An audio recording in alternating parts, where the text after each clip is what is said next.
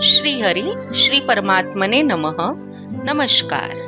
માં આ શબ્દની તાકાત પૂરી પૃથ્વીનું સંચાલન કરનાર પ્રભુએ પણ હૃદયથી સ્વીકારી છે.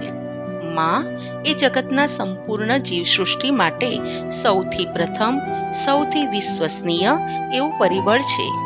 આ ભાવને વ્યક્ત કરતી એક કાલ્પનિક વાર્તા સાંભળીએ. એક સમયની વાત છે.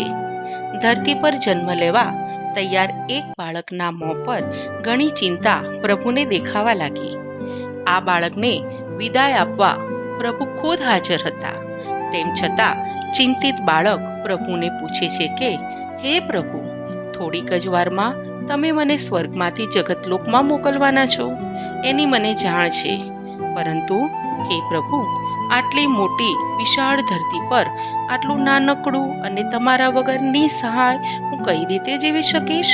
પ્રભુ બોલ્યા, તું જરાય મૂંઝાઈશ નહીં.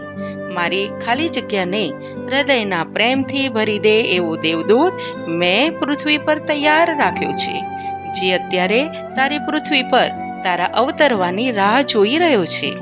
મારા પછી પૃથ્વી પર એ જ તારી કાળજી રાખશે. પ્રભુને ન છોડવા તૈયાર આ બાળકે પ્રભુને વિનંતી કરવા લાગ્યો, હું અહીંયા ખૂબ જ સુખી છું, ગીતો ગાઉં છું. મને તો એ લોકોની ભાષા પણ નહીં આવડતી હોય તો એ લોકોની વાતને હું કઈ રીતે સમજી શકીશ? બાળકના અવાજમાં ચિંતા હતી.